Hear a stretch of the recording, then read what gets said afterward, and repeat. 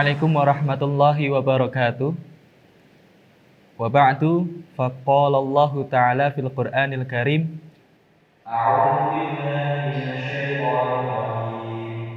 Bismillahirrahmanirrahim. Alhamdulillahi rabbil alamin. Arrahmanir rahim. Maliki yaumiddin. Iyyaka na'budu wa iyyaka nasta'in. Ihdinas siratal mustaqim. Siratal ladzina an'amta 'alaihim ghairil maghdubi 'alaihim waladdallin. Amin. Sahabat kurma, kuliah Ramadan bersama Mahdik 2. Pada kesempatan kali ini, mari kita bersama-sama menelusuri, menyelami kandungan dan juga isi dari surat Al-Fatihah. Di dalam kitab Misbahul Munir karya Syekh Nawawi Al-Bantani dijelaskan bahwasannya ada alasan kenapa surat Al-Fatihah itu sebagai pembuka di Al-Quran. Seperti yang kita ketahui bersama, surat Al-Fatihah diawali oleh lafadz basmalah, Bismillahirrahmanirrahim. Dan basmalah itu sendiri didahului oleh huruf ba. Pada huruf ba terdapat satu titik. Nah, dari huruf ba ini itu sendiri kita bisa mengambil pelajaran ilmu tauhid. Apa itu?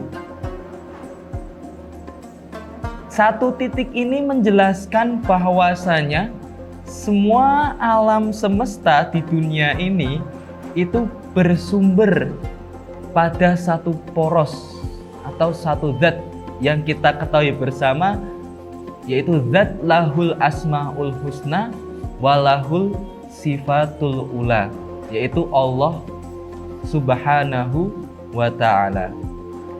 Saya berikan contohnya.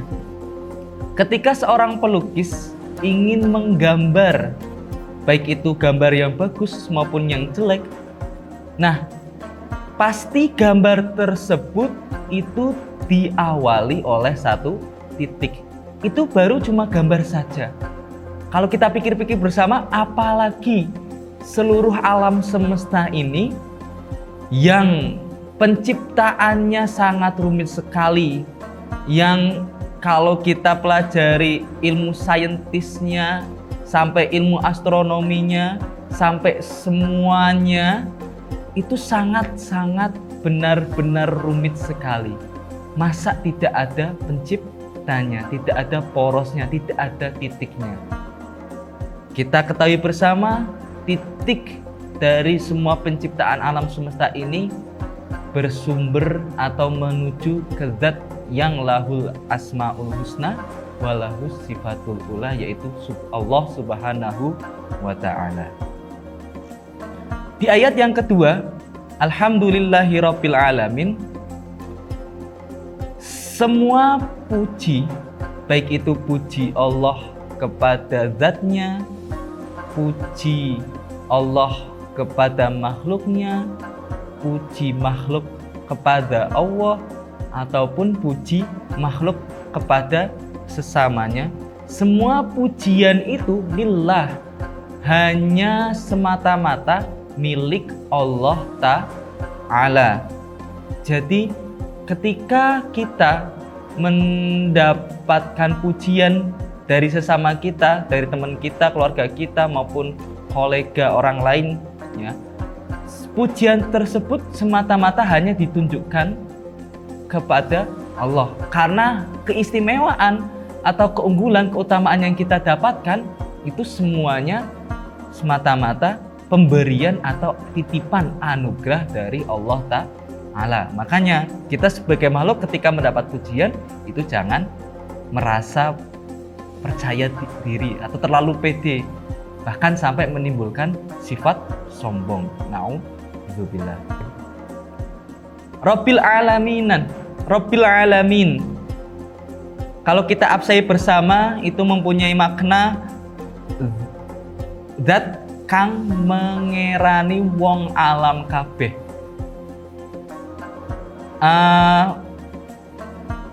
Dari makna atau absahan tersebut ya, kita mengetahui bahwasanya Allah itu zat yang mengurusi, zat yang merajai, zat yang mengopeni, yang mengurus ya semua urusan punya makhluk atau punya alam semesta ini.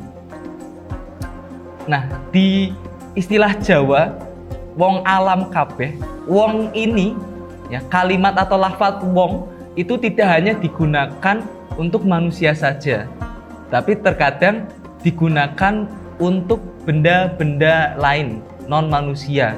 Misal kayak kita, misal ya, saya lagi berjalan terus tiba-tiba kesandung batu. Nah, terkadang spontanitas saya mengucapkan lafaz lah wong watu kayak gitu misal ya, gitu. Jadi wong di sini itu tidak hanya semata-mata bermakna orang saja, tapi bisa mempunyai makna yang menyeluruh ya, benda hidup maupun benda mati. Rabbil alamin, Allah atau zat yang merajai, mengerani, yang mengurus wong alam kabeh, semua makhluk yang ada di dunia atau di alam semesta ini. Ar-Rahmanir Rahim. Lafaz Ar-Rahmanir-Rahim itu sendiri berasal dari Rahima yarhamu rahman wa marhaman fahuwa rahimun. Ya, berasal dari isim fa'il rahim yang dimubalaghahkan menjadi Ar-Rahman dan juga Ar-Rahim. Kalau Ar-Rahim itu mempunyai arti orang yang mengasihi, ya, berarti kasih sayangnya itu masih biasa saja. Ketika dimubalaghahkan, nah, kita tambahkan makna yang lebih dalam lagi, itu berarti orang yang memberikan kasih sayang yang luar biasa. Kasih sayangnya Allah Ar-Rahman, ya, Ar-Rahim, zatnya Allah Ar-Rahman Rahim mempunyai kasih sayang yang sangat luar biasa sekali. Maliki Yaumiddin. Dari ayat 1, 2, 3, dan 4 itu semuanya menggunakan kata ganti atau domir ya, orang ketiga, huwa, Allahu. Kemudian saat berpindah ke ayat ke-5, 6, dan 7 itu domirnya, kata gantinya berubah menjadi iyyaka anta, engkau ya Allah. Nah, dari perubahan domir ini sendiri ada makna yang tersimpan atau ada maksud yang tersimpan. Kalau di dalam tafsir Jalalainnya ini dinamakan sebagai iltifat ya, perpindahan antara domir satu ke domir yang lainnya. Iltifat itu sendiri mempunyai faidah untuk memberikan tanbih atau peringatan. Hei manusia, iyyaka na'budu. Kita harus fokus kepada ayat ini ya, bahwa hanya kepadamu ya Allah kita menyembah, wa iyyaka nasta'in, dan hanya kepadamu ya Allah kita meminta pertolongan. Hal yang ingin saya sampaikan di dalam kandungan surat Al-Fatihah ini sendiri terdapat di ayat ke-6 sampai ke-7. Inilah alasan, salah satu alasan kenapa surat Al-Fatihah diletakkan di awal Al-Quran ya. Karena di dalam surat Al-Fatihah sendiri itu terdapat doa kita, doa makhluk kepada Tuhannya. Apa yang kita minta kepada Tuhannya? Ihdinas shiratal mustaqim. Ya Allah, tunjukkanlah kepada kami jalan yang lurus. Terus jalan yang lurus itu kategorinya seperti apa?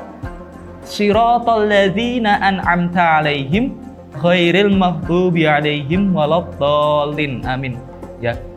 Shiratal ladzi, jalannya orang-orang yang engkau beri nikmat. Emang orang-orang yang engkau beri nikmat itu siapa aja? Ada an-nabiyyin, was-siddiqin, wasyuhada, juga was-sholihin. Itu jalannya para nabi, para syuhada, para siddiqin, dan juga orang-orang yang soleh. Ghairil maghdubi alaihim, bukan jalannya orang-orang yang engkau murkai, yaitu orang-orang Yahudi, waladhdallin, dan juga bukan jalannya orang-orang yang tersesat, yaitu orang-orang Nasrani. Nah, ketika kita meminta kepada Allah agar Allah menunjukkan kita jalan yang lurus, Allah langsung menjawabnya. Jawabannya itu ada di surat Al-Baqarah sampai surat An-Nas. Jadi, kalau kita semua ingin terus berada di jalan yang lurus, terus berada di jalan yang Allah ridhoi, yang Allah rahmati, terus berada di jalan yang bukan Allah murkai dan bukan juga jalan yang sesat, maka kita semuanya harus merujuk atau berpedoman kepada Al-Quran.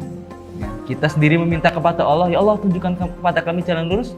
Allah memberikan jawabannya, ya Al-Quran inilah yang bisa menunjukkan kita jalan yang lurus. Sekian dari saya, terima kasih atas perhatiannya. Wabillahi taufiq wal hidayah. Wassalamualaikum warahmatullahi wabarakatuh.